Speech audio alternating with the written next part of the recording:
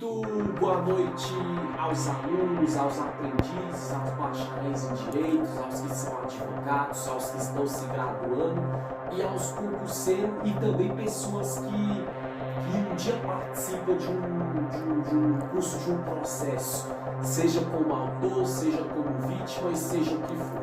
Bom, gente, já anota isso. Na aula de hoje eu vou falar sobre o artigo 8º, entendeu? Do Código de Ética da Magistratura Nacional. Exatamente isso. O artigo 8º do Código de Ética da Magistratura Nacional.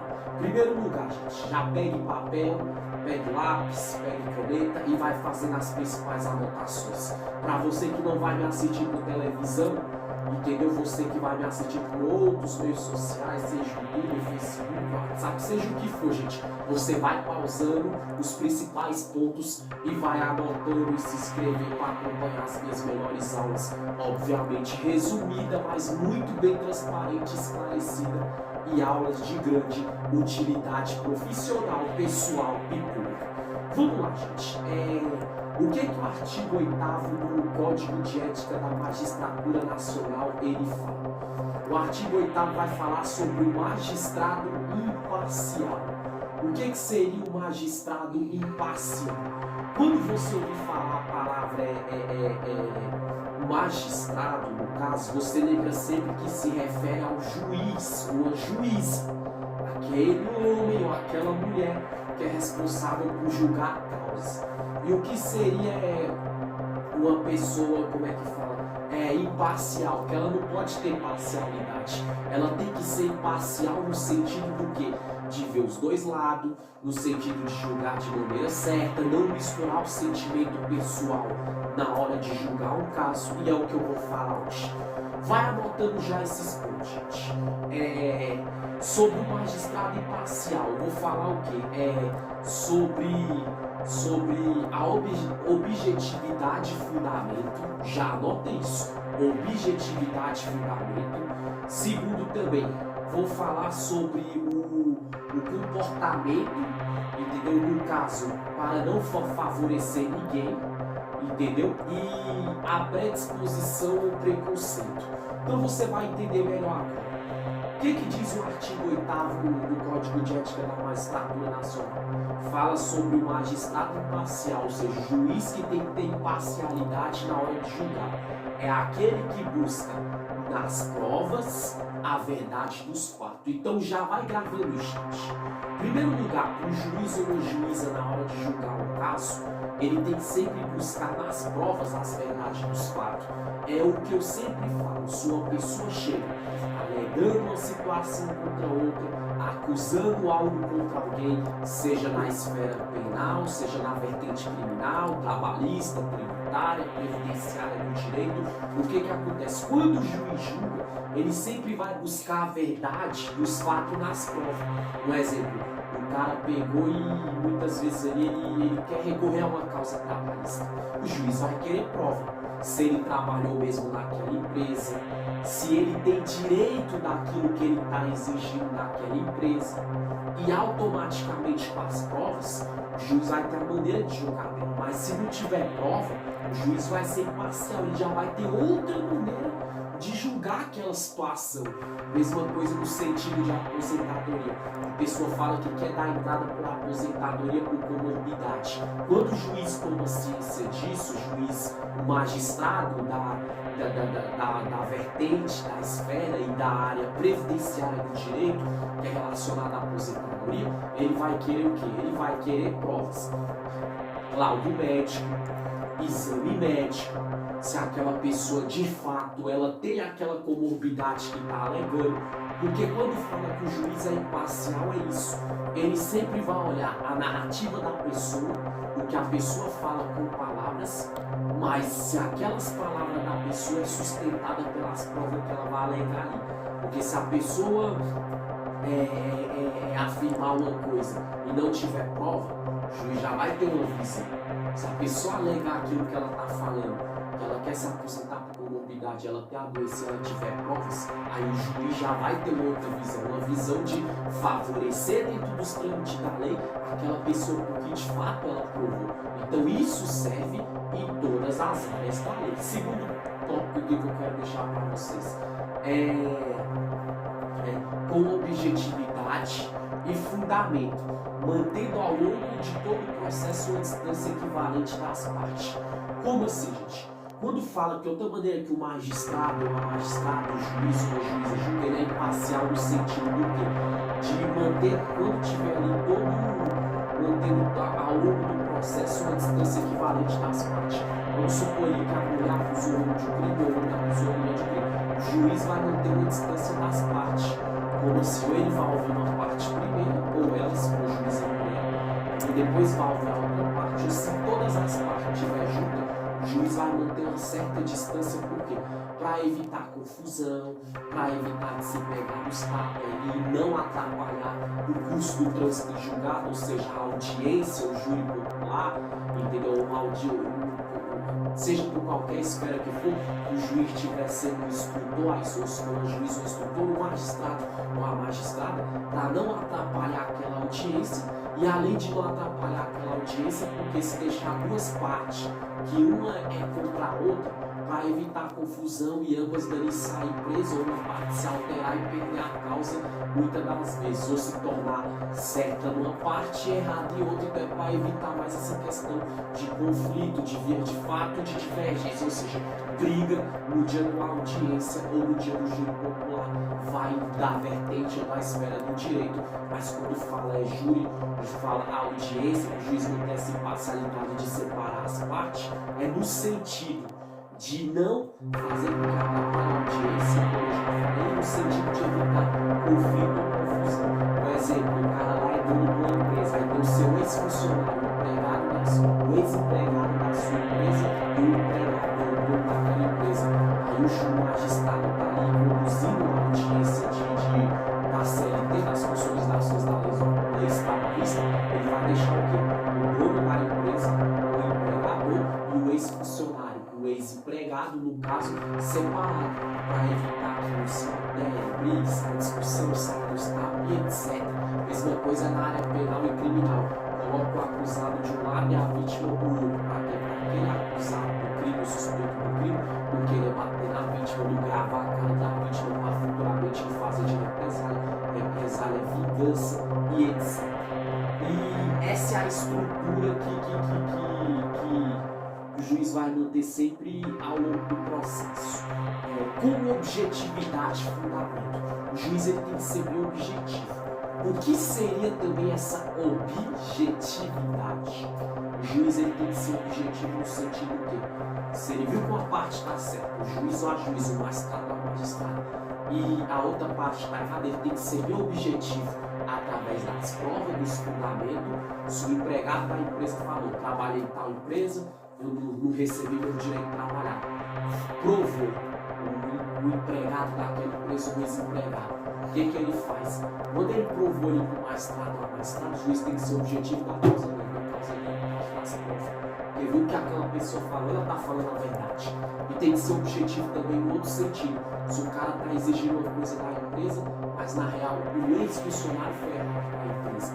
Ele não provou aquilo que falou, ou o empregador, o dono da empresa provou que o funcionário matava serviço, chegava atrasado, o desempenho era ruim dentro da empresa, provou. O juiz tem que ser imparcial e objetivo para fazer o que? Se o empregador está certo, a causa ganha para o dono da empresa. Então, quando fala essa imparcialidade, é sempre olhar os dois lados, através de fundamentos e provas, e ser bem objetivo para a causa ganha para quem está certo de fato.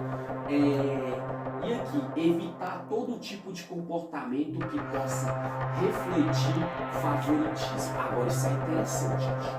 O juiz, o magistrado, a magistrada, entenda bem, magistrado e magistrada é uma nomenclatura jurídica, legislativa e constitucional, o nome que se dá na lei, pelo judiciário, pela Constituição e pela legislação brasileira, para um juiz ou uma juiz. Na nomenclatura popular se fala juiz ou juiz. Na nomenclatura do judiciário brasileiro, da legislação brasileira, da Constituição brasileira, fica magistrado se for juiz homem, magistrado se for juiz mulher.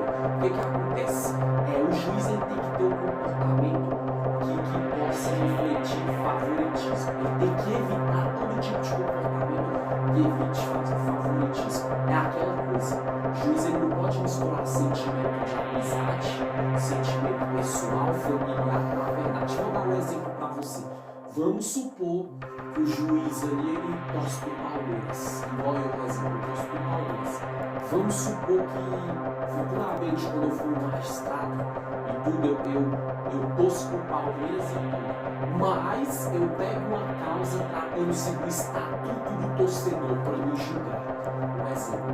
Só que quem vai ser julgado, o acusado do ato de vandalismo, um membro ou membros da torcida organizada do Palmeiras, da Mancha Verde.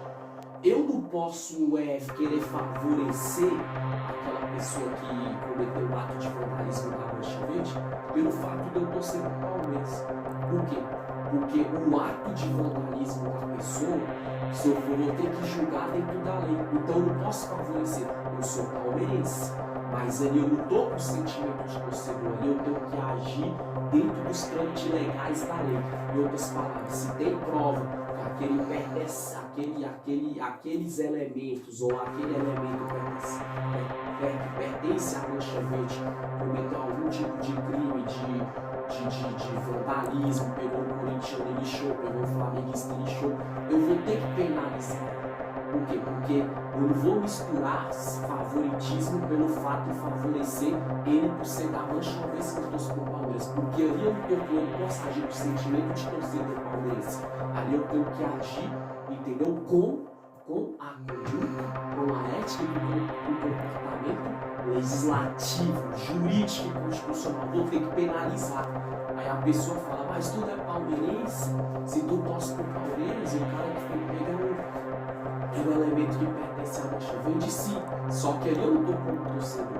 Ali eu não posso favorecer aquele elemento por ele ser da Mancha e ser da torcida organizada do time que eu torço.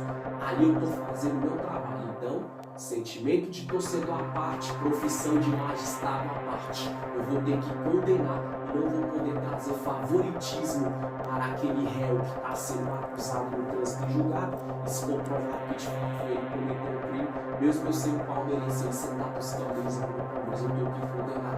Porque ali eu não posso favorecer ele justamente por pertencer a uma torcida organizada do time que eu torço. Por quê?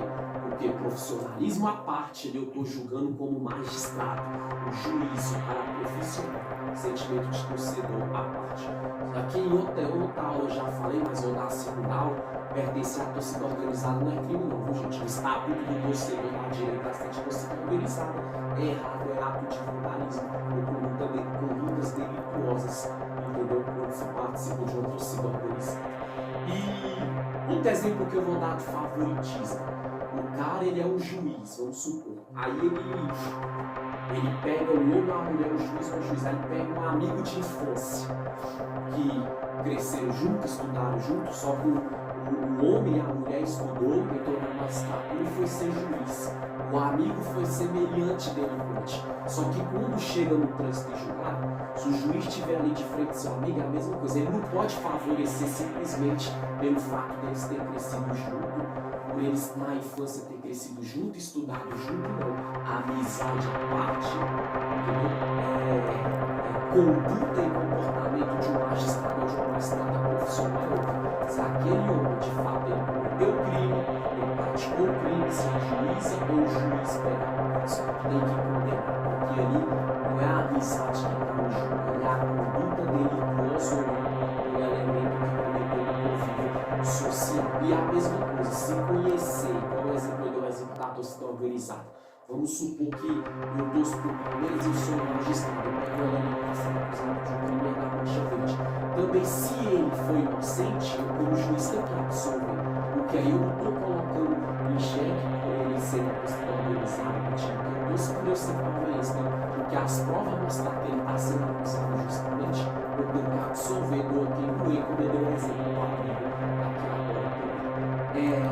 E dos próximos dois requisitos, o juiz ele não pode ter predisposição ou preconceito. O que seria essa predisposição? O juiz ele nunca pode estar predisposto a julgar o caso, o magistrado ou a magistrada. O que seria predisposto? Com preguiça, com falta de disposição, não, o juiz tem que pegar. Ele tem que ter sempre um comportamento de disposição. O que seria disposição? Entendeu? É pegar ali, ele está disposto a julgar aquele caso.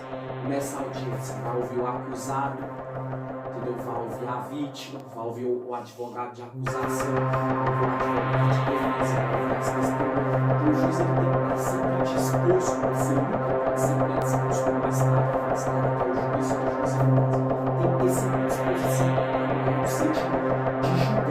Igual, por exemplo, ele vai pegar uma causa de acusação, o juiz ele tem que estar disposto a ver o lado daquela pessoa que está requerendo, olhar a folha por folha, laudo por laudo, exame por exame, aquela pessoa que quer se aposentar por comorbidade, olhar o processo desde o dia do requerimento, desde a ação de cobrança, do pedido de entrada da aposentadoria por comorbidade ou qualquer outro tipo de aposentadoria, e se for ação de cobrança também, ele tem que olhar desde o começo, meio e fim, analisar, ver, apurar, entendeu? Para poder julgar. Então o juiz ele tem que ter sempre disposição. O magistrado ou a magistrada ele tem que ser sempre imparcial nesse sentido também, de estar sempre disposto a olhar as coisas em detalhes, a olhar as brechas, a olhar aquelas pequenas coisas que muitas vezes para ninguém não é nada, mas na hora do julgamento pode fazer toda a diferença no trânsito do julgamento ali, para dar causa ganha para um, perdida para outro, dar vitória para um e derrota para outro no caso.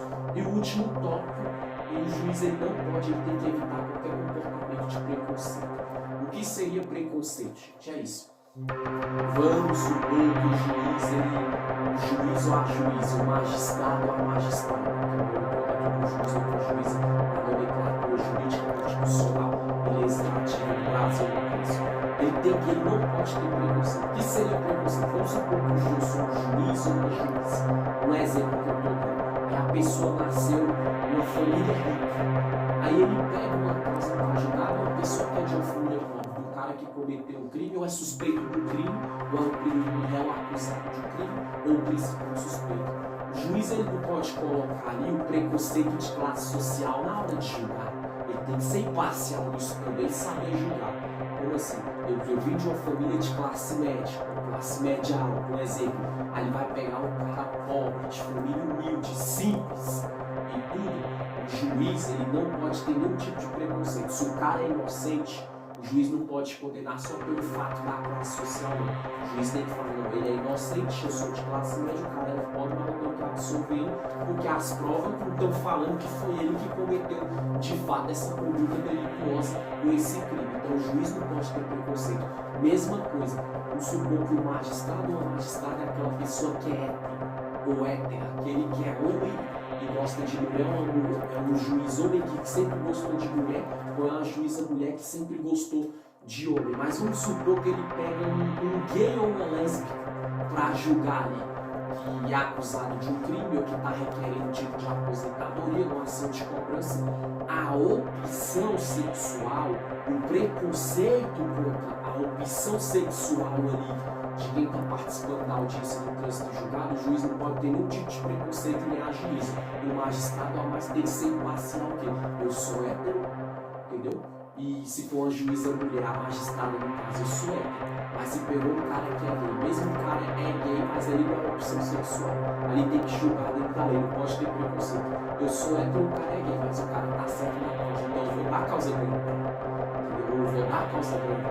Porque aí não entra em xeque o preconceito pela etnia ou orientação sexual, ele entra em xeque se a pessoa está certa ou não dentro dos trâmites da lei, e a base de fundamento, objetividade, prova acima de tudo e estrutura no comportamento do magistrado ou da magistrada, como eu já falei.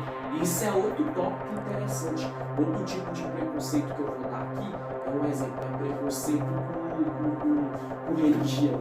Vamos supor que o juiz é um evangélico e ele pega uma causa de um macumbeiro para julgar. O juiz ele não pode condenar o cara ou dar causa perdida só porque ele é evangélico, ou a juiz, a magistrada ou magistrado porque o cara é macumbeiro. Não, ele tem que julgar o quê? Eu sou evangélico, o magistrado, o juiz no caso, a juíza no caso, a magistrada. Eu sou evangélica, mas eu peguei o caso do macumbeiro para julgar. Só que a pessoa é macumbeira. Só que nessa situação ela está certa. Então ele não pode ter preconceito com religião, ele tem que dar a causa boa. E se a pessoa estiver errada, também tem que dar a causa perdida. A mesma coisa. Se o magistrado for um evangélico, ou se a magistrada ou se o magistrado for um evangélico, o juiz homem ou o juiz mulher, ele é um evangélico. Aí ele pega uma causa de um cliente evangélico para julgar, mas o evangélico está errado. Então a pessoa que está requerendo a ação, entendeu? Ou é suspeita de um crime, se a pessoa está errada, entendeu? Por mais que eles são de religião igual, ele não pode ter preconceito com isso, tem que punir, tem que dar a causa perdida. Porque ele não entra em xeque, o preconceito ou não da religião. O que entra em xeque é quem está certo ou quem está errado. Gente, a aula de hoje, resumida e objetiva, pausa nos principais detalhes. Artigo 8º do Código de Ética da Magistratura Nacional do Conselho Nacional de Justiça do CNCJ, no seu artigo 8º que fala do magistrado imparcial. Para recapitular os tópicos de hoje, entendeu? É objetividade, fundamento, provas acima de tudo, entendeu? Favoritismo, predisposição e preconceito, aquelas coisas que pode, que não pode, comportamento do magistrado, e quem não sabe que é magistrado é um juiz ou uma juiz.